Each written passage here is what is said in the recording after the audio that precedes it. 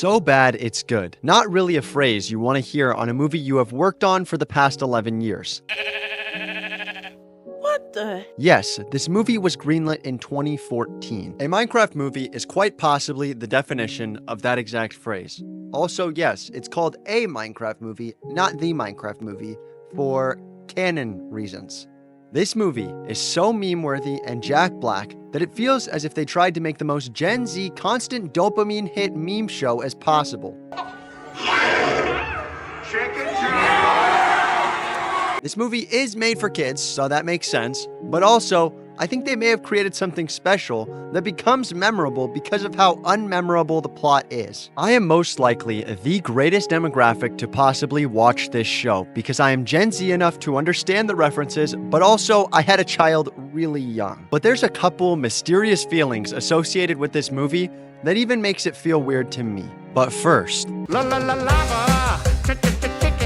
the question on everyone's mind is much simpler to answer with a scale. The way I see it, you have on one hand, I wish I had my time back and I want a refund immediately. And on the other, you have, this ticket was only 20 bucks. I would watch this 100 times for that price.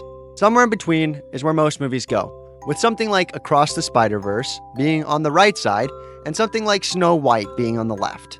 The things that make it a bad movie are things like a main character being forgettable, a story being boring, CGI being bad, jokes not landing, etc. So bad it's good movies are not part of this conventional scale. I think of it as an unfinished oblong circle, kind of like a subscribe button. You should make sure to do, by the way, and follow on Twitch. With this scale, the top is the best movie ever created, and the bottom is the worst movie ever.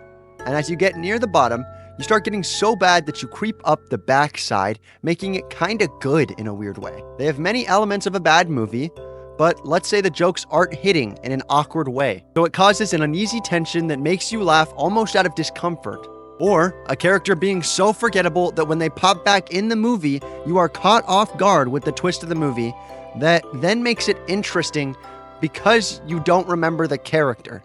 This is normally attained by accident, but it can sometimes be there on purpose. One of my favorite intentionally so bad it's good movies is something like Borat, where it is so offensive and off-putting, you find yourself awkwardly laughing but feeling bad that this even happened to begin with. A Minecraft movie very quickly became this. But that's not to say that they didn't at least put a little effort into it and have some redeemable qualities.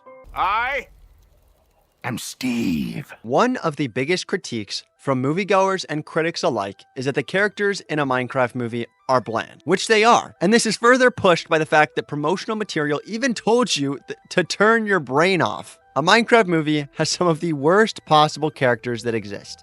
Besides some small performances by Jack Black, who just plays Jack Black but dressed in blue this time, and Jason Momoa, who really does turn this script from absolute dog crap to something that's at least redeemable. But it seems that it may have been intentional when writing this script.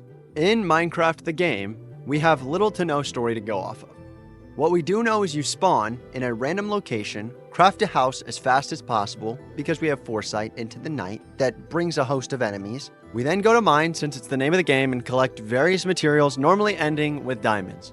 Once we have those diamonds, we go to the nether and we collect what we need to loot up and get stronger for the end dimension where we fight a dragon and the game finishes.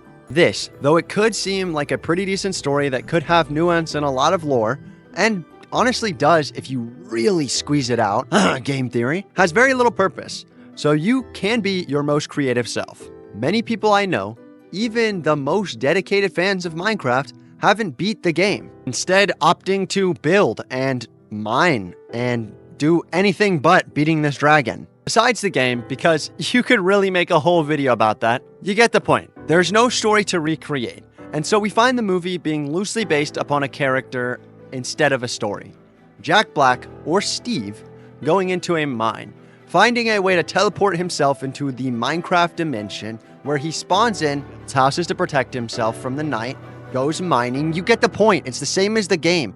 Jack Black is doing what we all do when we play Minecraft. Then, whenever he finds that new people who have their own weird backstories that end up being inconsequential to the end of the story, or try to provide some type of sense of urgency and normally miss the mark, Despite this, he decides to show off what he's created, help them with their goal of getting out the world, and getting them to the Nether to fight against the boss or end villain Piglin, which is basically just a pig on 2 legs that Jack Black has to fight. There's no nuance to the story, and in reality, this could have just been another Jumanji movie, but in the case of a Minecraft movie viewer, it is a teaser and introduction to new and old players alike on what Minecraft would look like to someone from our world who got put into the Minecraft dimension. But in many ways, it does kind of reflect a playthrough of Minecraft and what it would look like. It does miss a couple beats, not being completely lore accurate, but I guess that's the reason why they called it a Minecraft movie, not the Minecraft movie. Not to give the directors their flowers when they're not due, but it does seem like these characters were meant to be bland on purpose so we could picture ourselves as these characters, rather than having them have their own fleshed out stories. And Steve is the tutorial. Anything you can dream about here, you can make. Zero limits. Kids and adults alike should be creative. There's no argument against that. Creativity is the single most powerful thing in the entire world. It pushes humanity to new heights and makes life in general more fun. We are shown how sad Steve is at the start of the movie. He is seen and tells us that he is very bored. While he eats his TV-prepped meal, it dawns on him that as a child, he was creative. So he finds the overworld, which is the Minecraft dimension, creates everything that he wants, creating a perfect utopia with his creativity that he can live in forever. He then states that even with all that creativity, he's lonely and needs a dog companion, which he very shortly gets and names him Dennis. After this, he is much happier. Steve next keeps working on his awesome world until he stumbles upon the Nether, a hellscape dimension that is surrounded by piglins that are obsessed with gold and hate creativity. Opposed to everything Steve stands for, they steal his orb that transported him to the Minecraft world, and they try to take him and his dog as hostage. To sum it up much quicker, the dog escapes with his orb, gets help, but loses Steve, and so Steve's trying to get back his dog by any means possible until they find the orb. It ends with the Piglin's leader eventually passing away and Steve getting his dog back and reuniting with the friends he made along the way. Steve realizes that creativity is the best thing that ever happened to him. The only issue is the moral of the story is that creativity is the most powerful thing and make you unique. Doesn't hit that hard because we weren't on a quest for creativity. We were on a quest to get Steve's dog back. This is a quest of friendship, not creativity. While getting his dog back, we don't really get to see him get that creative. We use things that he already had lying around that conveniently allow us to move from one recognizable landmark to another. But it doesn't really contribute to the end moral, because we have two morals in tandem. We cannot have creativity as the friends we made along the way, and also creativity is the thing that unlocks everything for us. Both of these morals are perfectly fine, but when you're writing a movie, you cannot be a jack of all trades because it makes you fail at being a master of any of them.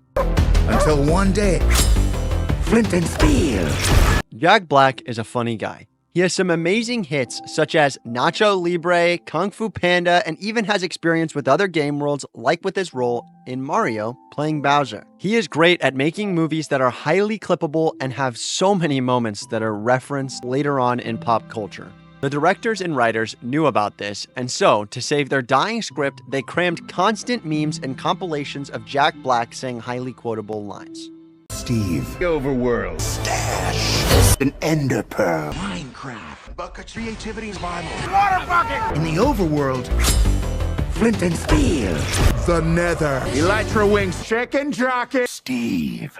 I was all for this when I saw the trailers. It genuinely saved the movie for me at some points. It was a great way to change a boring script into something that was still fun to watch. I've watched the movie twice now, and honestly, if my daughter was older than 6 months, this would probably be one of those shows that I lose the DVD to. But that being said, watching it a couple times and hearing the entire theater yell chicken jockey was something that made the price of the movie worth it.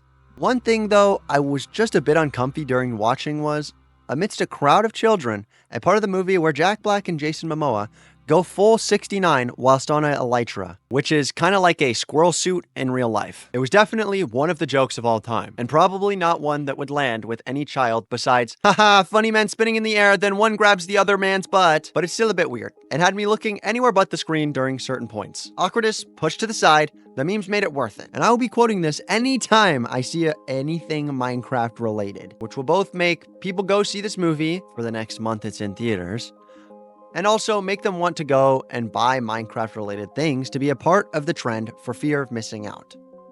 I mean, this thing has a McDonald's toy, a bunch of DLC in the game right now. They definitely want you to get back on the game. Whether this is genius marketing or just because the audience are receptive to bad trailers and wanted to start making fun of it before it even came out, we definitely got something. The Nether. The Nether.